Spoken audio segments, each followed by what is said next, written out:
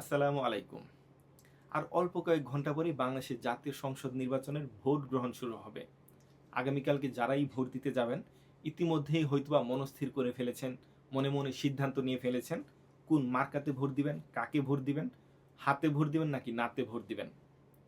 আমি চিন্তা করলাম এই শেষ সময়ে এসে আমার যে নিকট আত্মীয় স্বজনরা আছে, পরিচিত জনরা আছে, বন্ধু বান্ধবরা আছে, তাদেরকে বোঝানোর জন্য একটু ছোট্ট মেসেজ দিয়ে একটা ভিডিও তৈরি করি। যারা এই মুহূর্তে ভিডিওটা দেখছেন, আপনাদেরকেও অনুরোধ করব, ভোট দেওয়ার আগে অন্তত ৫ মিনিট একটু সময় ব্যয় করবেন, একটু গভীরভাবে চিন্তা করবেন।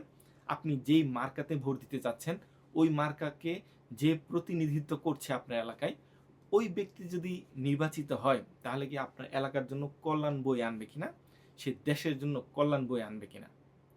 আবারও বলতেছি, এইবারের নির্বাচনটা কিন্তু আগের সকল নির্বাচনের থেকে একটু আলাদা। এইবারের নির্বাচন মানে আমরা নতুন বাংলাদেশ চাই। আগের যেই দুর্নীতিগ্রস্ত, আগের যে স্বৈরাচার, এইগুলাকে আমরা মূলোৎপাটন করতে চাই। আমরা নতুন একটা বাংলাদেশ দেখতে চাই, শান্তিপূর্ণ উন্নয়নশীল বাংলাদেশ দেখতে চাই। অনেকেই হয়তোবা বিভিন্ন মার্কার সাপোর্টার হতে পারেন, তবে এইবার আমি বলবো আপনাদেরকে মার্কা দেখে ভোট দিবেন না, আপনারা ভোট দিবেন ব্যক্তি দেখে। এই যেই মার্কা মনে করেন সরকার গঠন করবে, ওই সরকার প্রধান কিন্তু আপনার এলাকাতে আইসা শাসন করবেন বা এলাকার খোঁজ খবর নিবে না। আপনার এলাকার যে এমপি আছে সেই কিন্তু আপনার এলাকার উন্নয়নের বেশিরভাগ কার্যক্রম তার দ্বারাই হবে। এই জন্য অবশ্যই ব্যক্তি দেখে এবার ভোট দিবেন, এবং আপনার ভোটটা কিন্তু উচ্চ কক্ষে খুব গুরুত্বপূর্ণ ভূমিকা পালন করবে। তো কি করবেন, আপনি এইবার ভোট দেওয়ার আগে চিন্তা করবেন, অবশ্যই আপনি মার্কাকে প্রাধান্য দিবেন না। আপনি যাদেরকে মানে আপনার এলাকায় দাঁড়িয়ে মানে নির্বাচনে প্রতিনিধিত্ব করছে বা প্রার্থী হচ্ছে, ধরেন ৫ জন আছে, ৫ জন ৫টি দলের, হোক স্বতন্ত্র, বিএনপি, জামাত, এনসিপি, যেই হোক না কেন, আপনি এই ৫ জনের মধ্যে থেকে একটু বিবেক বিবেচনা করবেন যে এই ব্যক্তিটা যদি নির্বাচিত হয়, সেই নির্বাচিত হলে কি আপনার এলাকায় চাঁদাবাজি বাড়বে নাকি কমবে? সে নির্বাচিত হলে সে সন্ত্রাস করবে, সে কি সন্ত্রাসী জন্ম দিবে নাকি সে সন্ত্রাস দমন করবে?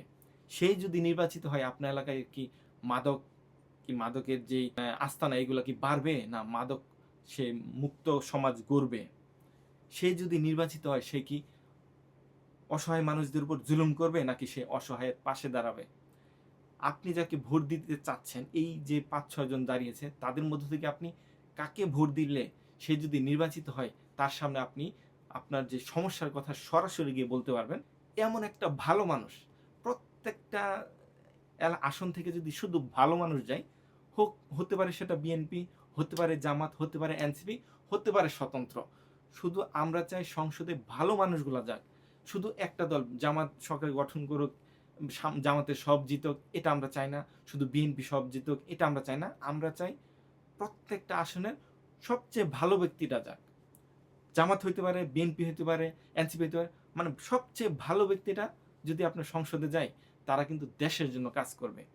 এবং সংসদে মানে আগের যে মমতাজ মার্কা সংসদ কিন্তু হবে না। এমন যদি বলেন যে না, আমি একটা দলের সাপোর্টার যাই, মানে ভালো হোক, সে খারাপ হোক, সন্ত্রাসী হোক কিংবা উল্টাপাল্টা মানুষ হোক, তাকেই আমি ভোট দিব, এইটা আপনারা কখনোই করবেন না। আপনি যদি এই প্রার্থীদের সম্পর্কে আপনার কোনো আইডিয়া না থাকে, আপনি চোখ বন্ধ করে চিন্তা করেন, তাদের চেহারাগুলা চিন্তা করেন, এই লোকটা কি ভালো নাকি খারাপ।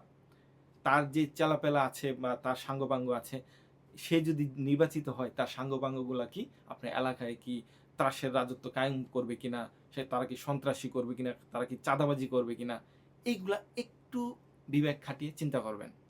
ঠিক আছে?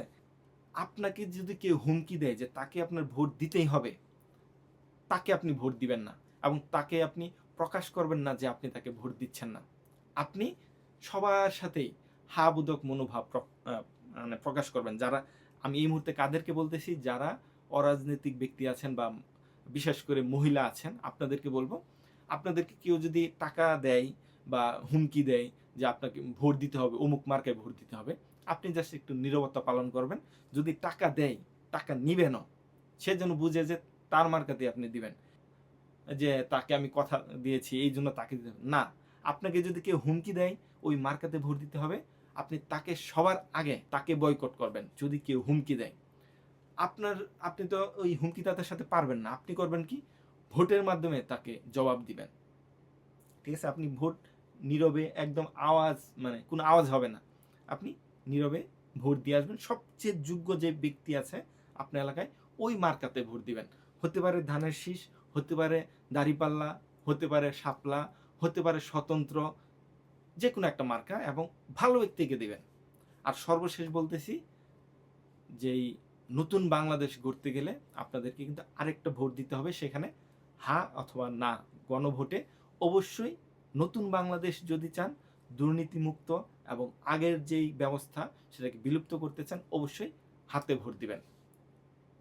সর্বোপরি সবাইকে বলতেছি, যে দলই জয়ী হোক না কেন, তারা যেন আমাদের দেশের জন্য কাজ করে, এবং ভালো মানুষগুলা, মানে আপনার এলাকার সবচেয়ে যোগ্য মানুষগুলা যেন জয়যুক্ত হয়, সেইভাবে আপনারা ভোট দিবেন।